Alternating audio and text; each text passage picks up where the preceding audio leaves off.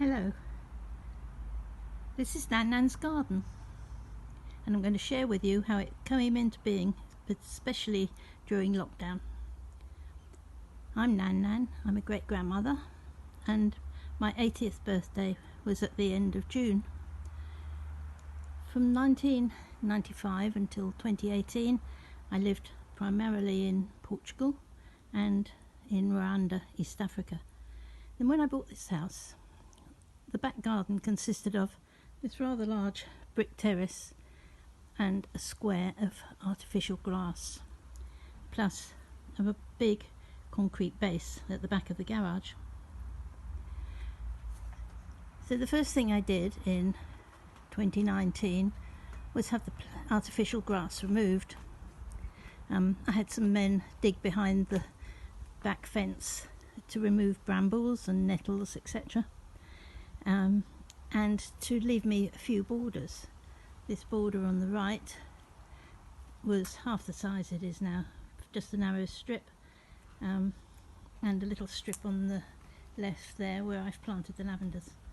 And at the back of the garden, the fence was midway between in this border, in front of the fence where it is, which is there now. The fence was not good, and I discovered that the previous owner had actually erected the fence in front of what used to be an old hedge, brambles, etc., depriving me of about a metre of my garden. So I had made arrangements to have that fence removed and a new one erected. Sadly, before that could happen, we had all the heavy rain last November. Well, it was supposed to start in September, but it got done in November. Stump grinder came in, got out roots. It was a quagmire.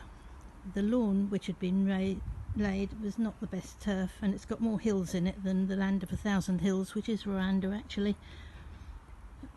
Anyway, I had planted a few little shrubs and perennials which had to be dug up before the men did the fence, and so they spent the winter in big pots on the terrace, and all the bulbs that I got to plant and have a wonderful show, they had to go into the raised vegetable bed which I'd had done when the turf was laid.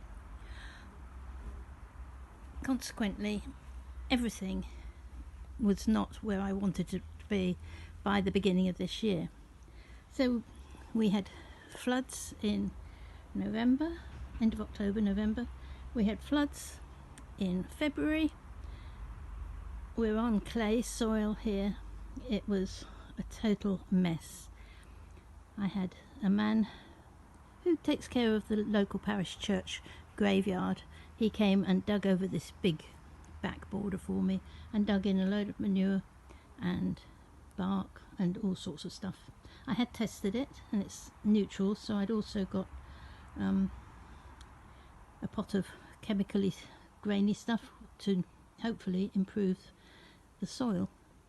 So consequently, actually all the planting is being hit and miss this year, but as we go through each day and I tell you what I'm doing, we'll see if we can get some sense out of this garden.